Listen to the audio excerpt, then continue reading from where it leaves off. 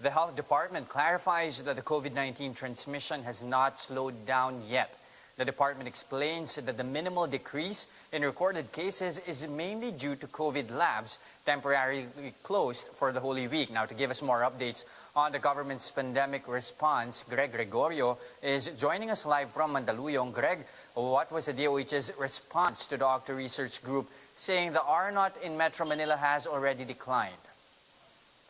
Yes, just despite the report of the OCTA Research team that the reproduction number in the NCR decreased from 1.88 to 1.61 this past week, is, according to the Department of Health, is still premature to say that this is a good effect of the ongoing enhanced community quarantine over NCR and its neighboring areas. But had I clarified that we may only see the impact of these strict implementation of quarantine protocols 2 weeks from now. Besides, we may only be seeing an artificial decline in the number of cases as 40 to 70 laboratories did not operate during the Holy Week. Yes? All right, Greg, the DOH also reported that an expert from the World Health Organization has arrived in the country recently. What is the expert's purpose for coming to the Philippines? Yes, Jester, according to Health Undersecretary Mario Sarverjere, a biosurveillance, a genome sequencing expert from the Geneva office of the World Health Organization arrived in the Philippines last week.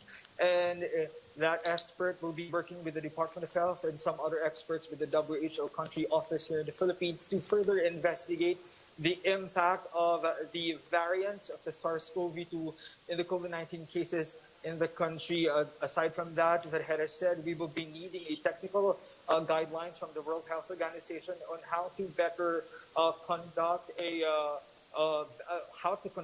better genome sequencing and to have a better response against this against these SARS-CoV-2 variants of concern in the Philippines. Jester? All right, Greg, one other thing, of course, that we are keeping a close eye on utilization rates in hospital. How is the government addressing the high occupancy rates of hospitals, especially here in Metro Manila?